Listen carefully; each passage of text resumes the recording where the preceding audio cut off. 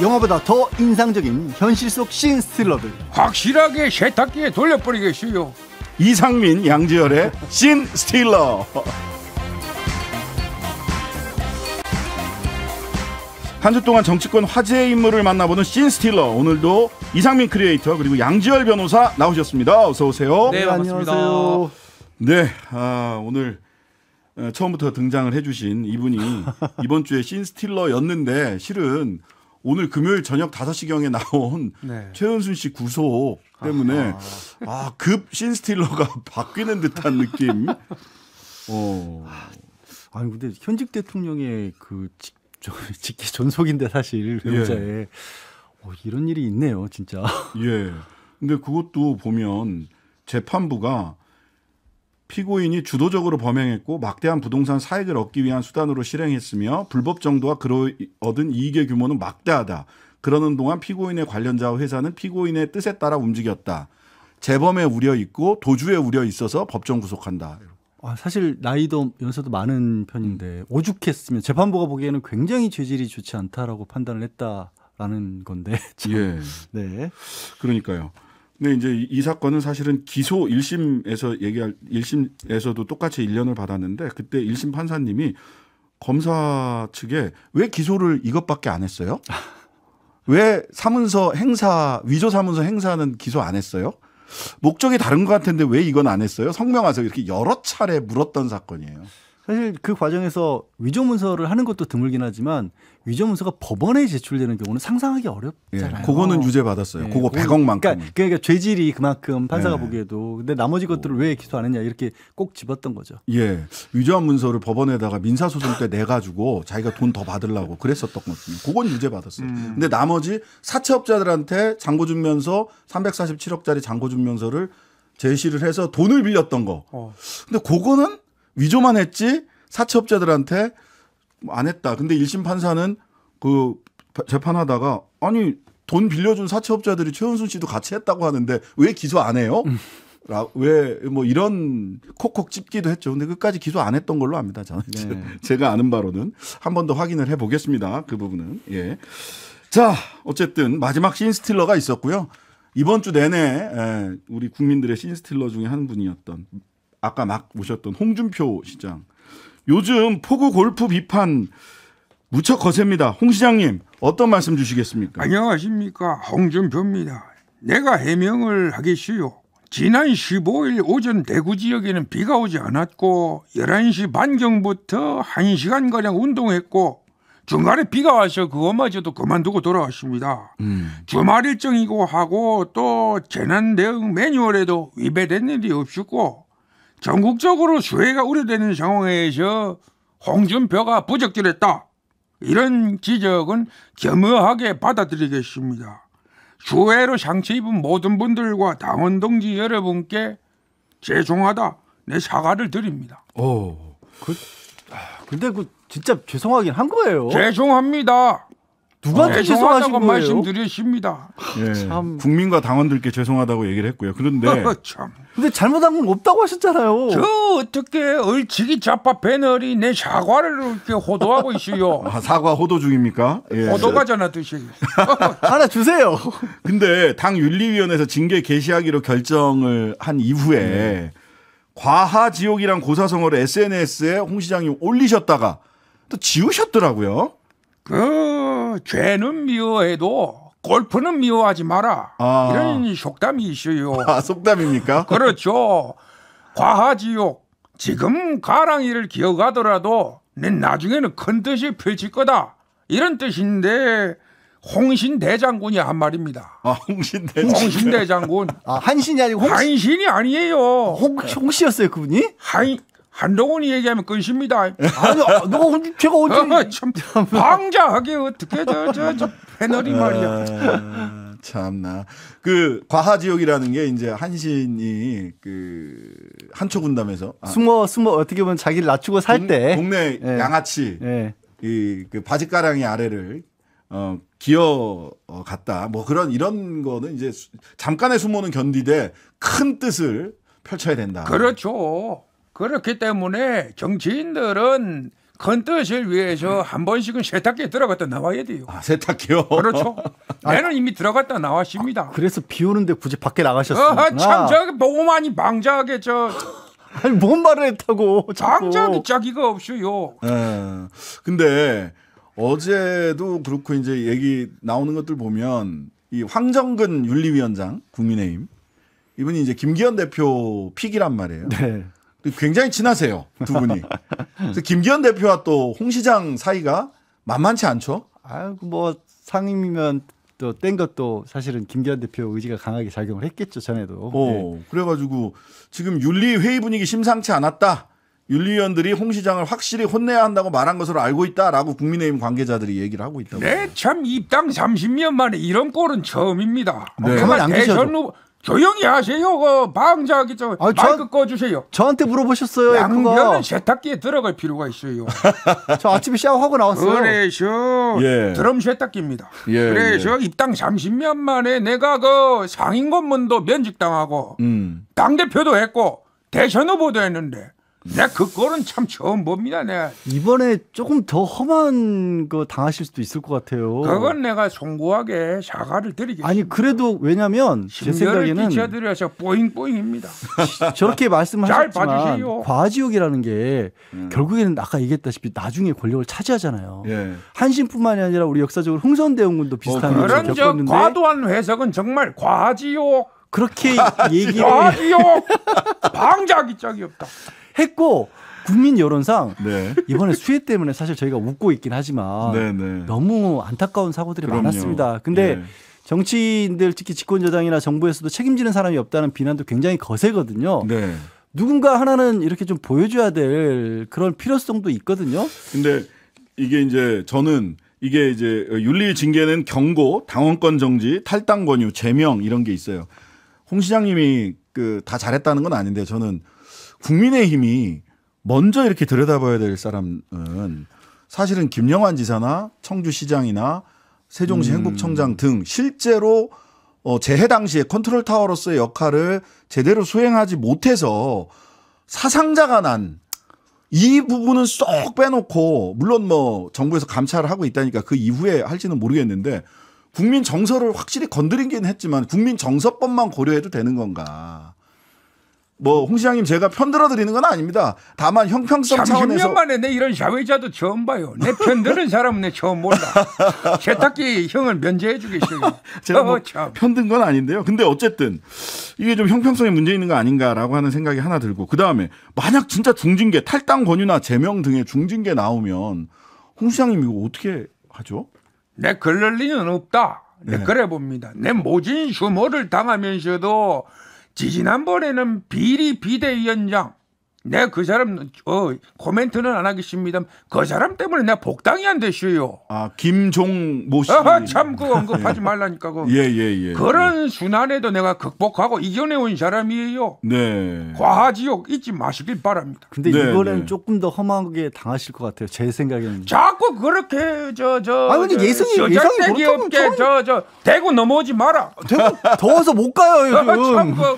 누가 예. 데프리카라 카대. 예. 자, 근데 현장에 일찍 갔다고 해서 상황이 바뀔 것은 없다고 생각한다. 김영환 충북도지사 당장. 이분은 윤리위원회에 지금 안 가 있단 말이에요. 근데 이거 어디선가 들어본 말이지 않습니까? 대통령이 서울로 뛰어가도 상황은 크게 바꿀 수 없다.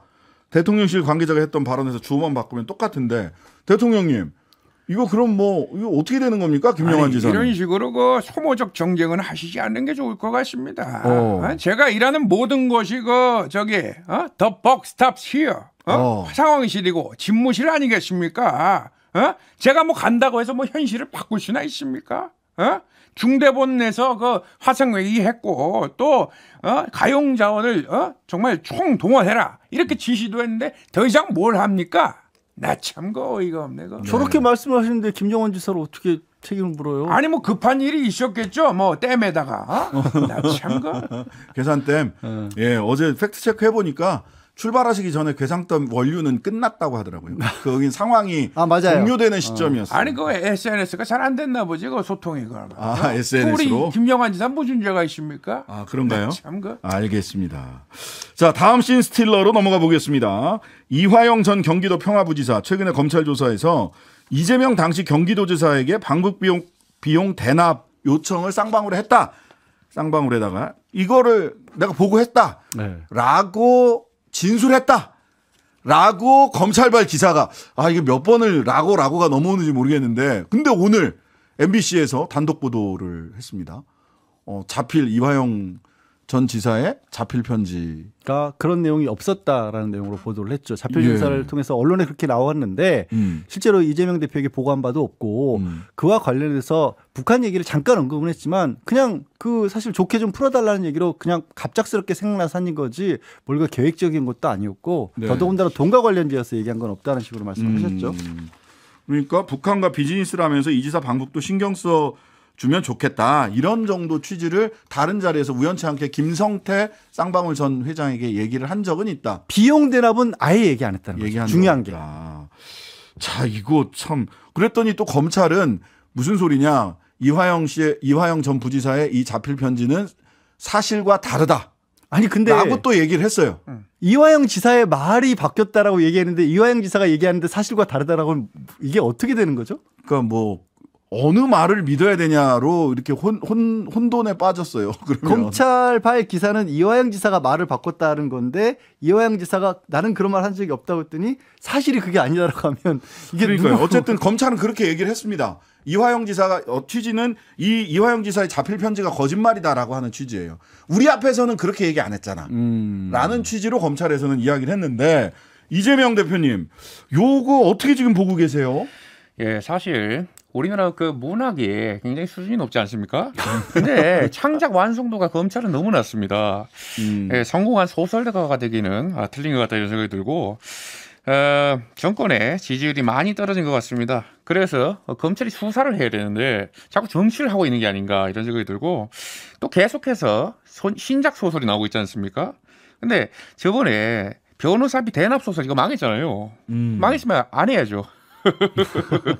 이번 방북 관련 소설도 스토리라인이 너무 엉망이다. 우리 책 써보신 우리 양변 어떻게 생각하십니까? 글쎄 이게 양변 책 성공한 게 있어요? 책 있어요. 왜 그러세요? 대표님 기억이 안 납니다. 청소년 책이라서요. 예. 이번에 또 16번째 나옵니다. 예, 홍보하지 마시고요. 네. 예. 법적으로 봤었을 때 법적으로 따질 단계는 아직은 아니고요. 네. 모르겠습니다. 아까 뭐 이화영 지사도 방북 문제를 언급한 적은 있다라고는 얘기를 했어요. 네. 그러면 이게 검찰 입장에서 실말이라고 생각할 수도 있는 거고요. 네. 내지는 이걸 꼬투리로 해서 다른 상황들을 여기에 또 다 갖다 붙일 수도 있어요. 아직 이게 확인된 건 아닌데 문제는 이렇게 이 서로의 얘기가 다르고 있는 상황에서 이미 우리는 언론을 통해서 결정적인 진술이 나온 것처럼 다 알고 있어요. 그러니까요. 그러니까 당연히 이거는 언론 플레이라고 하는 그런 것을 산 게 아닌가라고 생각할 수밖에 없고 거듭 이런 상황에서 말씀을 드릴 수밖에 없는 게 도대체 피의사실 공표라는 부분은 아예 없어진 거예요. 피의사실 공표 금지. 예, 아예 없어진 거예요. 네. 그냥 검찰 조사 과정에서 나왔던 얘기가 언론을 통해서 번복을 했다라고 확정적인 사실처럼 얘기가 나오고 그걸 근거로 심지어 언제 영장을 청구할 것이다는 얘기까지 기사로 나오고 있어요. 이재명 대표에 대한 영장 청구 얘기하시는 거죠? 예. 이 상황이 뭐 스토리가 엉망이다 아니다 이런 부분은 더 따져봐야겠지만 너무들 앞서가는 것 같아요. 결과적으로는 그 25일 날인가요? 며칠인지 제가 날짜가 다음 주인 것 같은데 이화영 전 부지사가 재판에 출석을 해서 진술을 할 거 아닙니까? 이 관련해서도. 이 진술을 그러면은 증언을 어떻게 할 거냐. 진술을 어떻게 할 거냐.